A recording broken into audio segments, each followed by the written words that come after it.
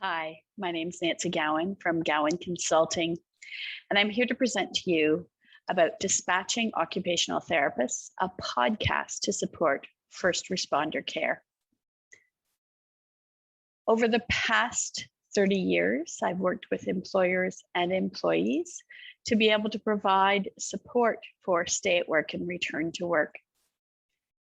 More recently, occupational therapy has been recognized as one of the key treatment providers for post-traumatic stress with first responders.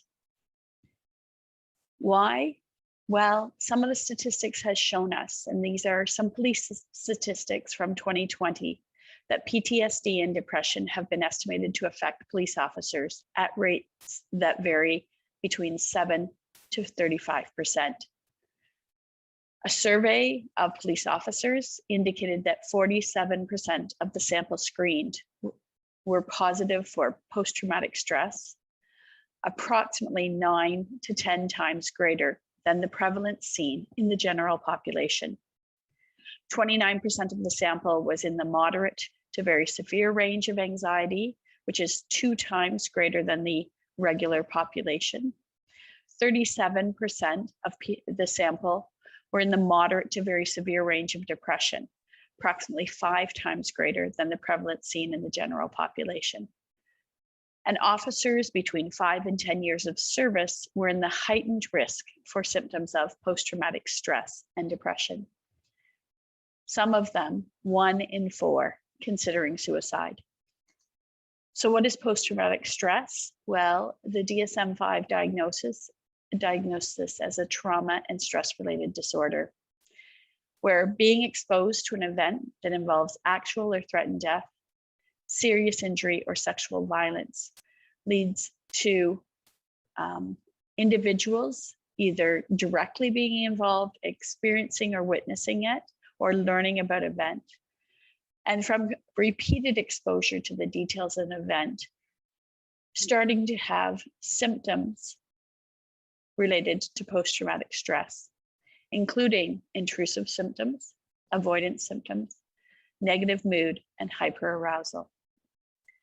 Unfortunately, there's a lack of access to care for mental health.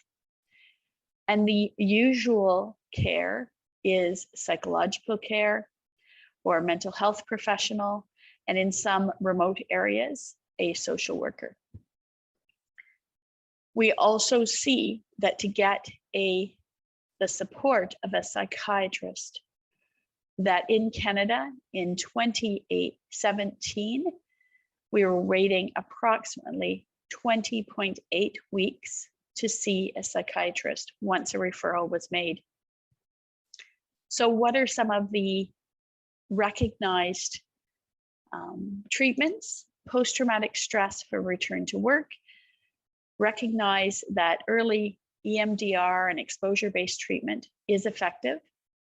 And if unsuccessful, moving to a multidisciplinary treatment model that includes work-specific exposure treatment.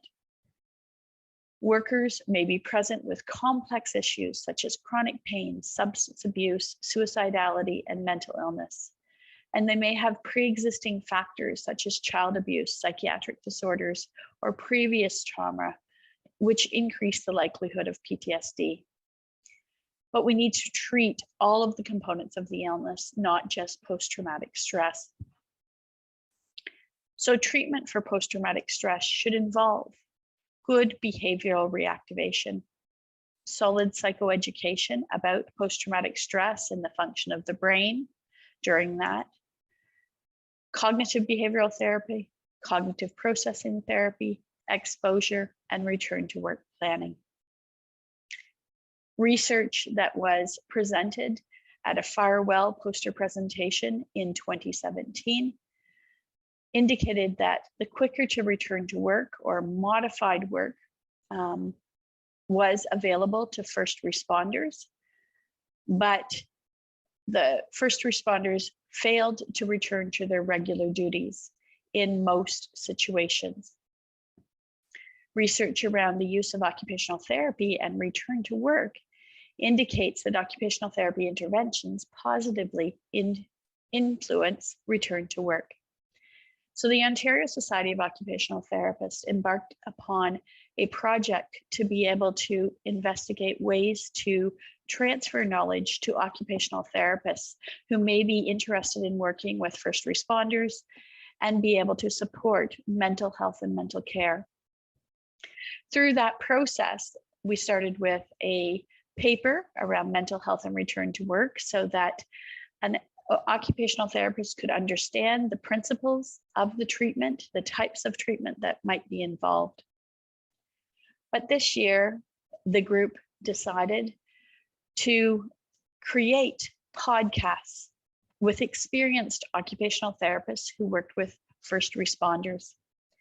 This series of podcasts has been created in order to provide not only research-based and evidence-based informed care, but also to be able to provide real-life scenarios, strategies, techniques used by experienced occupational therapists to support first responders in their recovery and return to work.